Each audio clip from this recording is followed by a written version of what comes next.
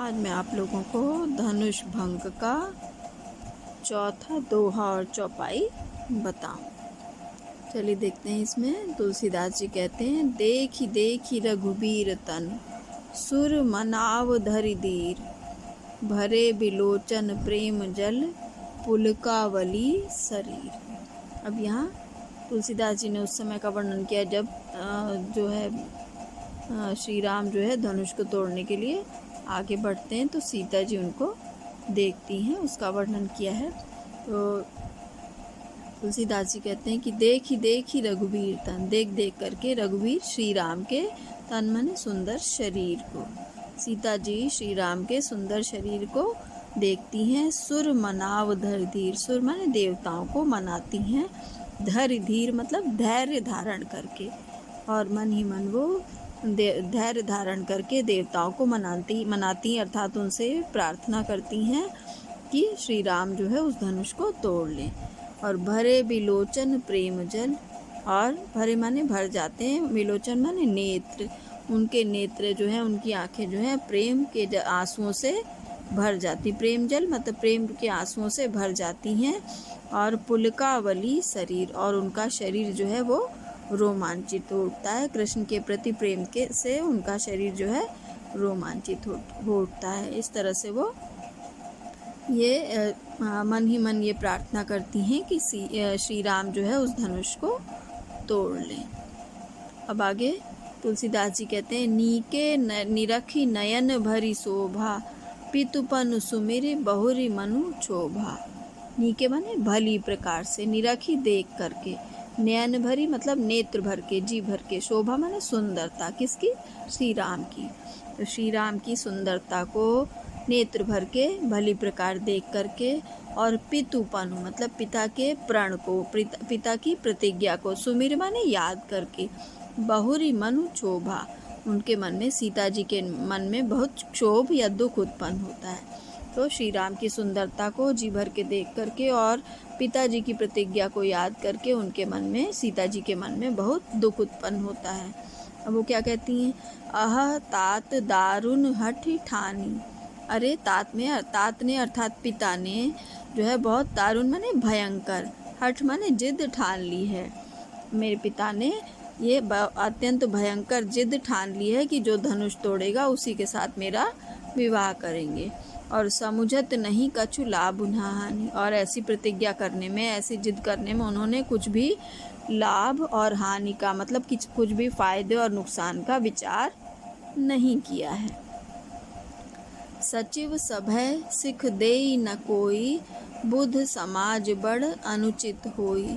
सचिव माने मंत्री, सभय माने भय के कारण, सिख देई न कोई मतलब कोई भी उनको समझा नहीं रहा है, राजा के भय के कारण मंत्री भी उनको समझा नहीं रहे हैं। और बुध समाज मतलब विद्वानों के समाज के द्वारा ये अत्यंत अनुचित कार्य हो रहा है, मतलब विद्वान लोग भी उनको ये समझा नहीं पा रहे हैं कि ये जिद करना, धनुष को तोड़ने की जिद करना ठीक नहीं है।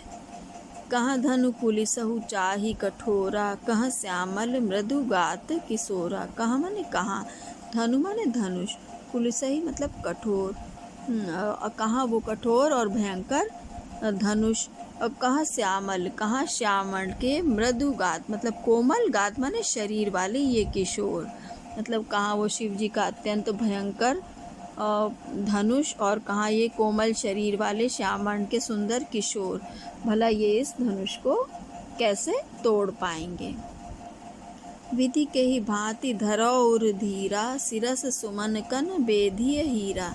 विधि माने हे विधाता, हे ब्रह्मा, कई भांति किस प्रकार, धरो माने धारण करूँ, उर धीरा, उर माने अपने हृदय में, धीरा माने धैर्य।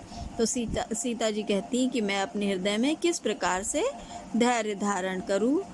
सिरस सुमन, सिरस एक प्रकार का पुष्प होता है, अत्यंत कोमल होता है, और सुमन पुष्प, तो सिरस के फूल से के कण से बेधिय हीरा, हीरे को तराशा नहीं जा सकता, हीरा अत्यंत कठोर होता है, उसको अत्यंत कोमल सिरस के पुष्प से उसको काटा नहीं जा सकता है।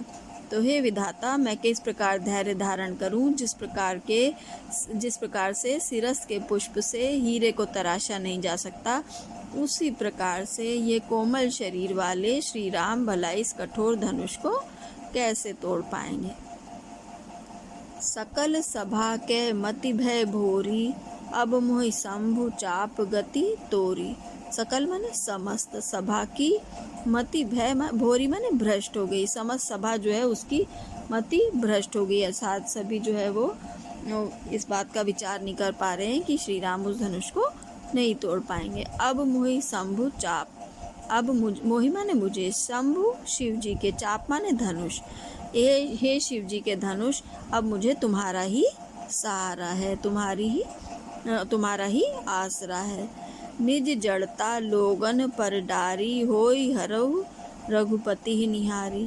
अब वो क्या कहती है शिव जी के धनुष से, ये तुम्हारा आसरा किस प्रकार से कि निज माने अपनी जड़ता को, अपने भार को जो है लोगन पर डारी, लोगों पर डाल दो, मतलब हे धनुष तुम अपने स्थान पर ये स्थिर रहने का अपने भार को जो है दूसरों पर डाल दो, और हो ही हरू, और हल्के हो जाओ रघुपति निहारी, श्री राम को देख करके, और तुम अपनी भार को, अपनी जड़ता को लोगों पर डाल करके, सभा में उपस्थित लोगों पर डाल करके श्री राम को देखकर हल्के हो जाओ, अपना भार कम कर दो। अति परिताप सीय मन माही, लव निमेष जुग सह समझाही। अति परिताप मतलब अत्यंत दुख होता है सीता जी के मन में, तो इस प्रकार विचार करके सीता जी मन ही मन बहुत दुखी होती हैं। और लव निमेष जुग मतलब उनका एक एक क्षण जो है, निमेष माने क्षण, एक एक पल भी जो है, एक एक क्षण जो है वो युग के समान व्यतीत हो रहा था, मतलब उनका जो है समय जो है, एक एक क्षण जो समय है वो एक युग के समान बीत रहा था, अर्थात उनका समय जो है वो काटे नहीं कट रहा था कि कब ये जो है श्री राम उस धनुष को तोड़ पाएंगे। इस प्रकार से वो मन ही मन विचार कर रही थी और देवताओं से प्रार्थना कर रही थी कि श्री राम जो है उस धनुष को तोड़ लें।